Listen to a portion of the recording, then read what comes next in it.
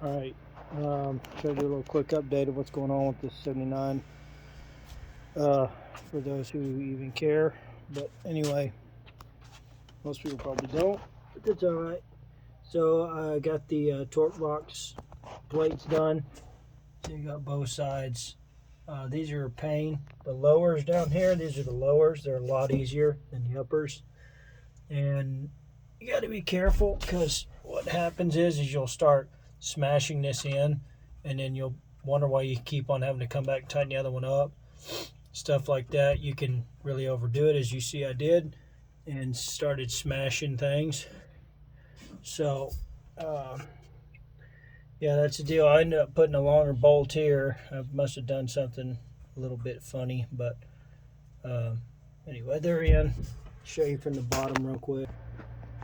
So from underneath, there's your uppers, and you have to, this is a good place to break drill bits. These are a pain. There's the other side. Those are the uppers. Those are where all your work is.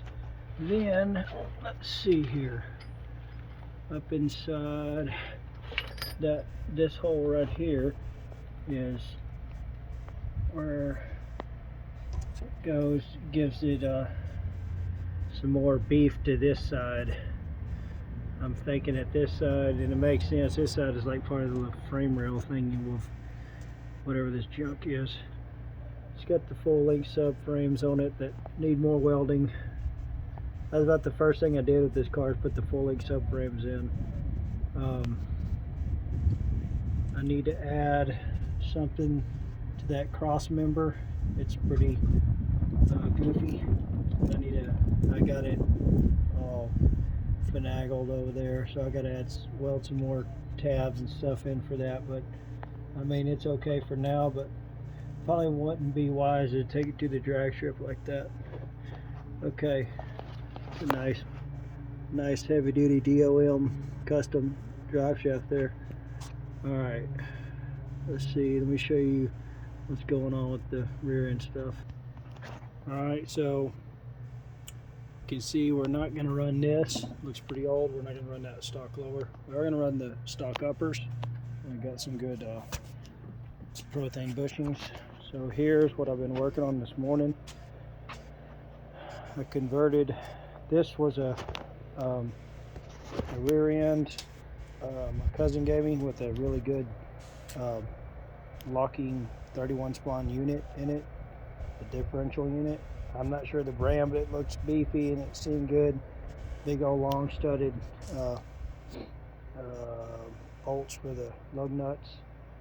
So what I had to do was I had to change over the brakes and brake lines and everything off of my 79 7.5. That seemed to be my quickest, easiest way to get this rear end in and get brakes going. So I pulled the axles, had to take that apart, get the C-clips out of the way, pull the axles, and then switch the whole thing over.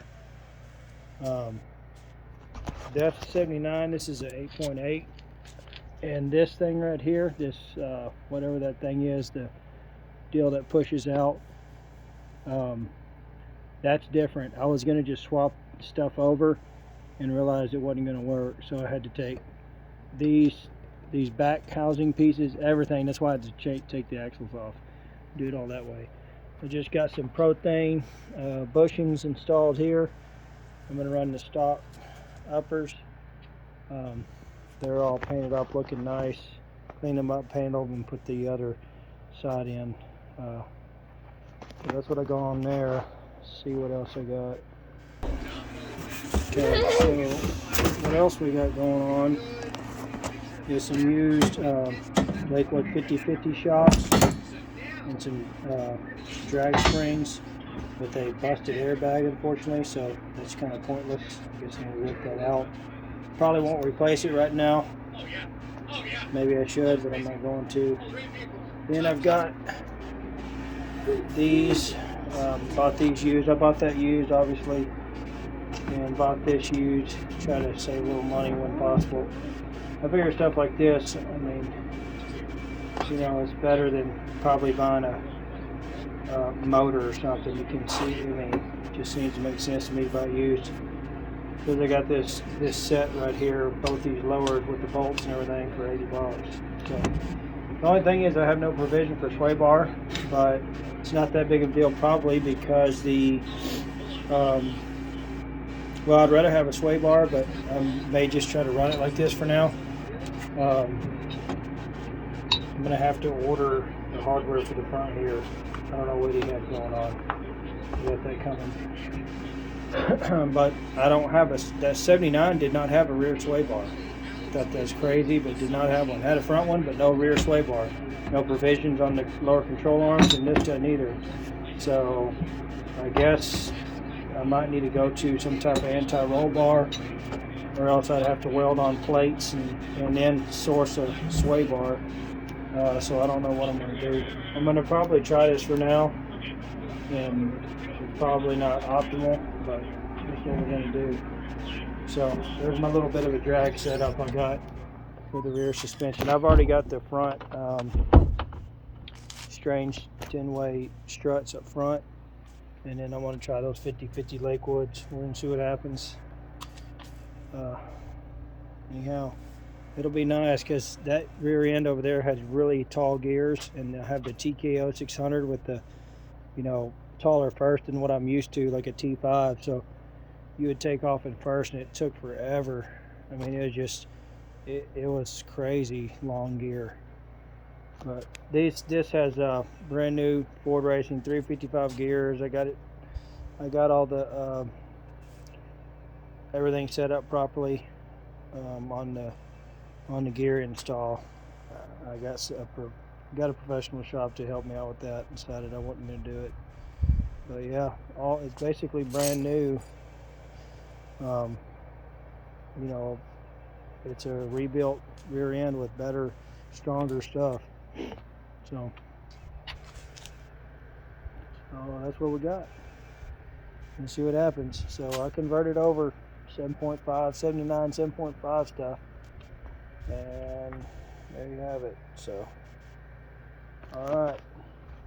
So you figure out the little differences too when you try to start changing stuff out. Like, where's that little piece?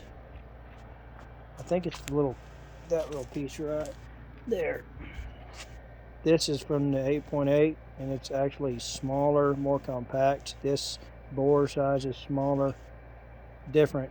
It wasn't going to work with trying to utilize this, and those brake parts wasn't going to happen.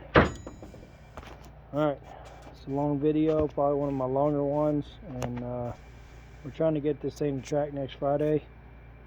It's the Turbo 302 with the TKO 600, and I'd probably be happy to get in 12s. I'm probably going to just start with like 8 pounds a boost and see what happens. Alright, hopefully I'll have something coming again. Maybe some track stuff with this. Alright.